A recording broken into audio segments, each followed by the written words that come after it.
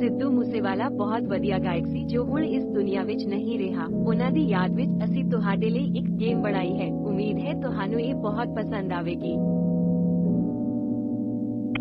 ਮੇਰਾ ਸਿੱਧੂ ਮੂਸੇਵਾਲਾ